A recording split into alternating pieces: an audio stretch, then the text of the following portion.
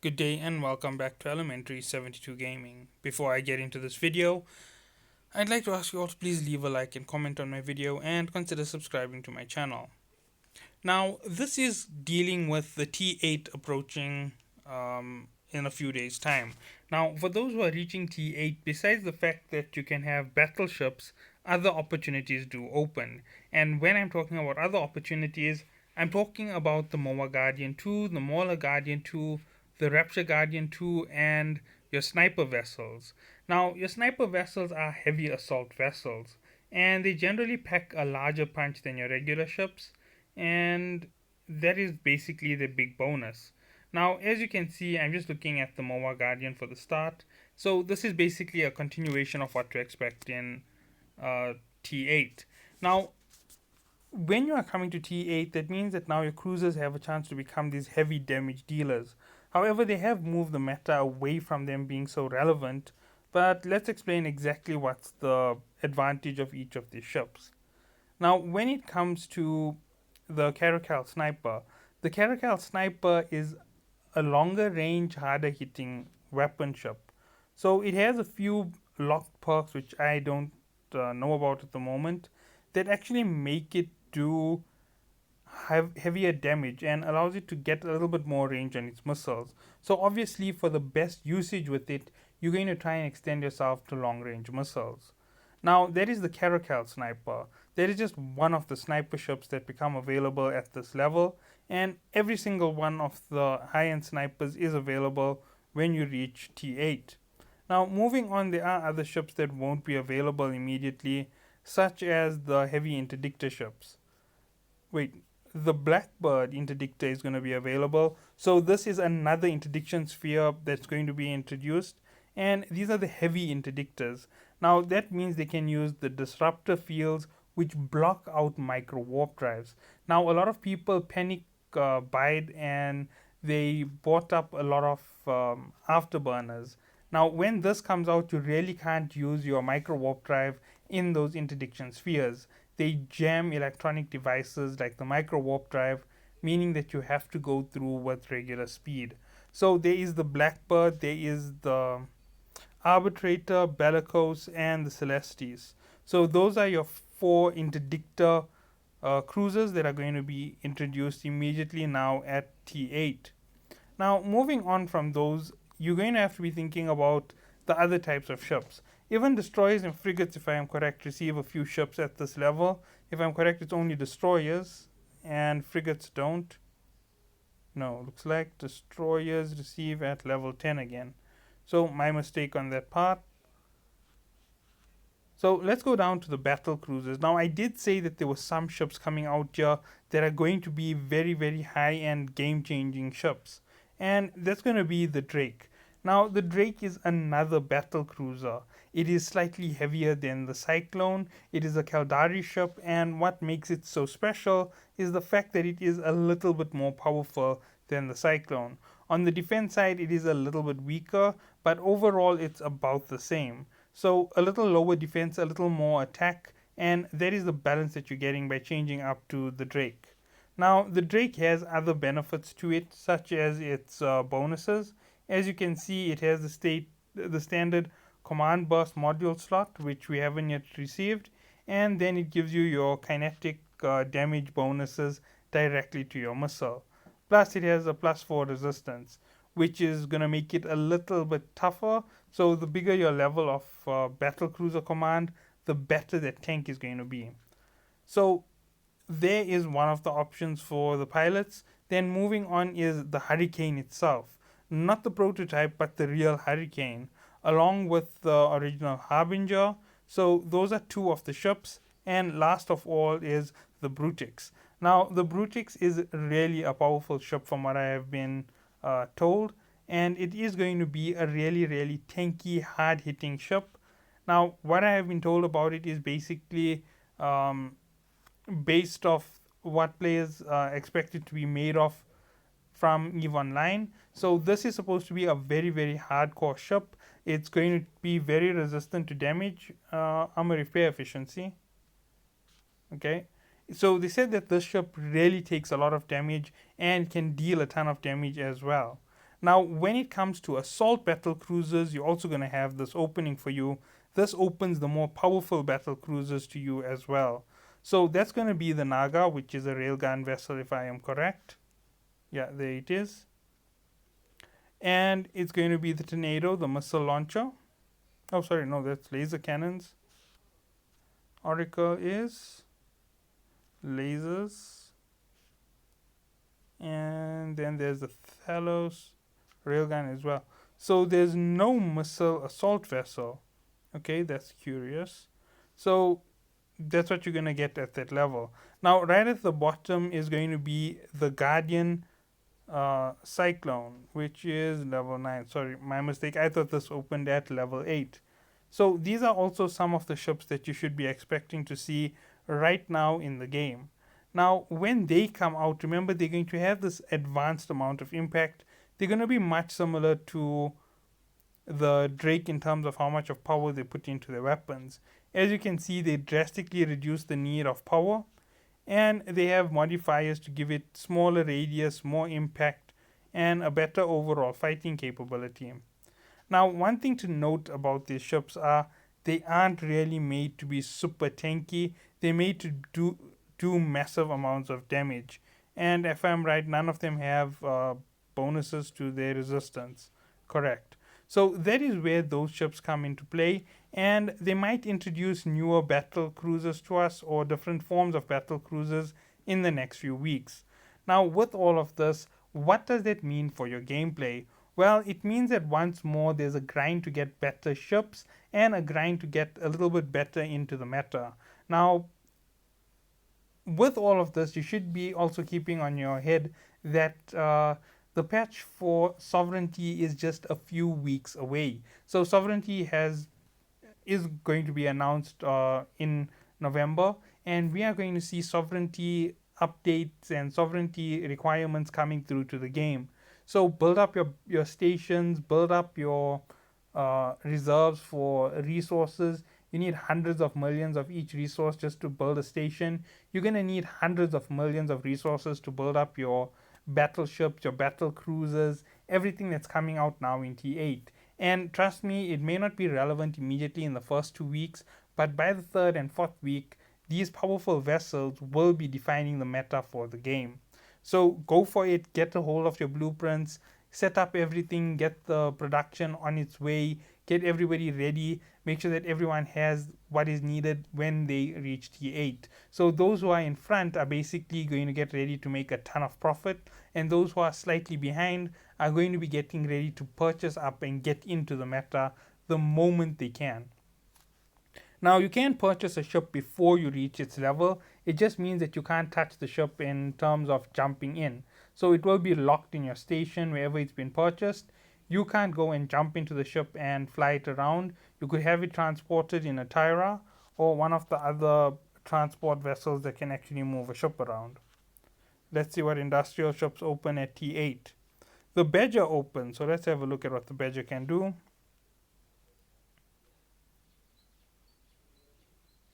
Nothing special from what I can tell.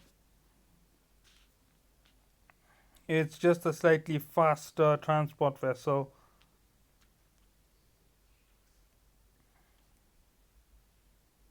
Okay, what else opens?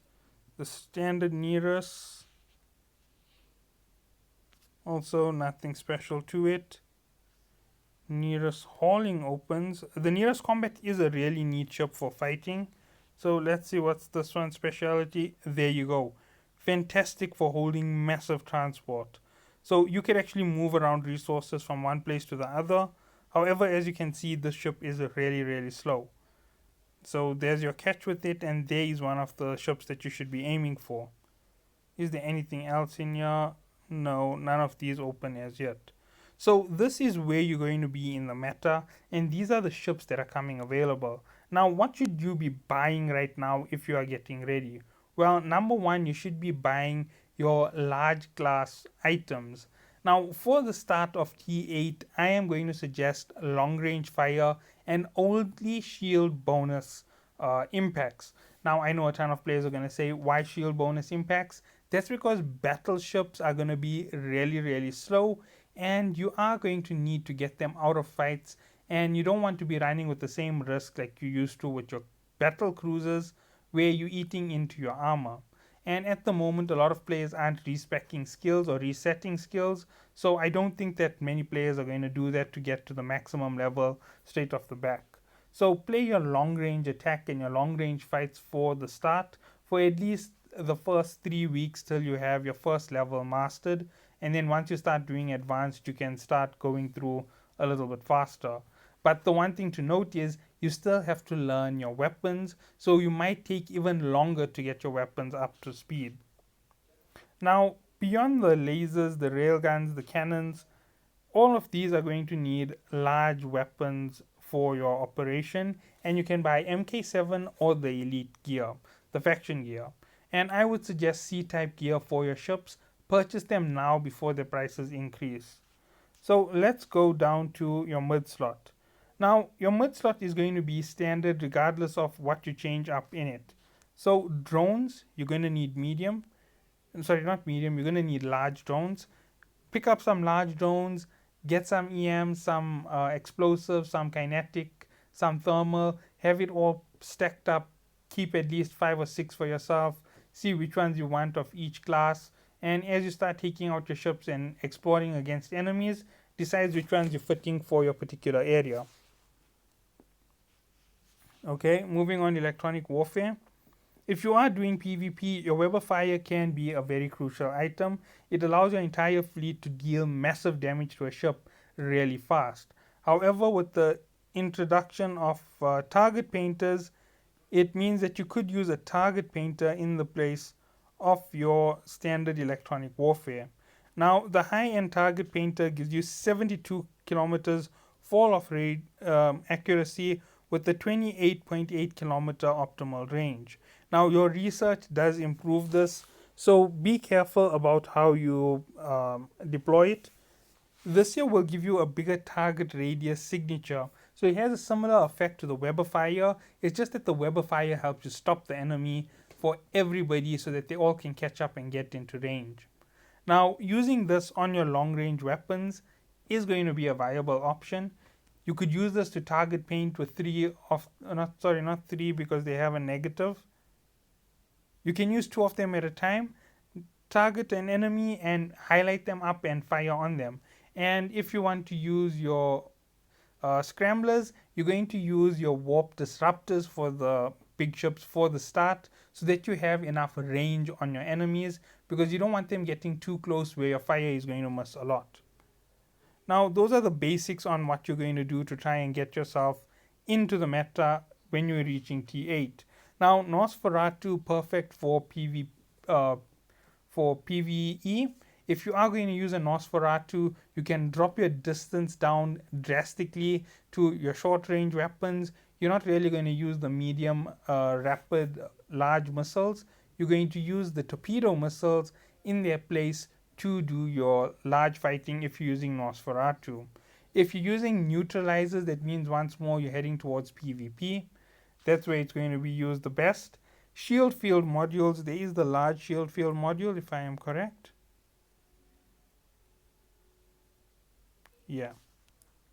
Now, I'm not sure about faction, but I do know that the basic one can be found inside boxes.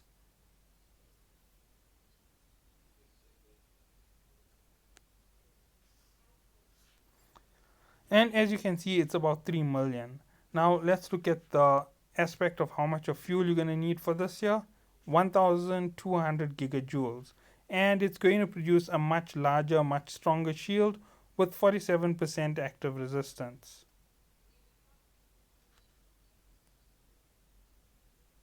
Okay, I'm just double checking everything for the moment. Yeah, this is very cheap at the moment. It's even cheaper than the MK7. There's no navies. I don't think there's any C-type. Right, so basically when you equip this on your ship, you're going to have this massive advantage to keep it running and keep your ship very well protected. The larger field shield module does have a larger radius. What is the radius? 22.5. So it's expanding on the 15 from the medium. And beyond all of that, it is a much stronger signature radius, a much better defensive weapon for the larger ships. Now, also, there's armor link modules, which aren't going to be so important because none of those faction battleships run armor freight. You could use large capacitor batteries, large transfer, interdiction modules. Yeah, that's going to be relevant for your cruiser interdictors, which are coming out at T8. And let's get into low slot enhancements. So your shield boosters, you're going to go straight to the large. The large is already in use, so let's close everything up here. Sorry about that. Now with the large, this is going to allow you to keep yourself going at that high rate. Now look for the cheapest from the 3C types, open up the market, see what their price is at the moment, and purchase them up if you can. Those are too expensive. So the prices have started to climb, and expect them to climb a lot higher, a lot faster than this, due to the fact that the market is about to get saturated. Extenders, as I showed earlier, the large, purchase them as fast as you possibly can. Hold on to them, they're going to become relevant in a few weeks. Your shield hardeners are as relevant as they have been for the past few months. Just buy whichever one is the cheapest from the C types and enjoy your play using the high core defense.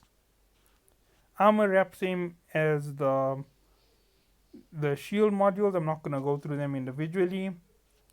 Damage control, you could use it on a battleship. It's going to work fantastically. Micro warp drives is something you're going to want to use, but remember the interdiction spheres that are being introduced with the new interdiction ships in cruisers block out micro warp drives. So consider keeping 2 afterburners for them. Plus the fact that one of them has an afterburner module advantage is going to mean that the afterburners will be the superior weapon. Sorry, the superior fit. So you should expect the large afterburners to hold quite a heavy price. Let's have a look at this one here. So with this here, you're going to get that massive boost to speed. Yeah, there's it. They're holding a massive price regardlessly. Micro warp drives. Let's see, C-type, medium. I just want to have a quick look to see what the price is at the moment. It's gone really, really cheap. It was over 100 million a week ago. 24 million at the moment. Now your other upgrades stay the same regardless of level, so don't really worry about it.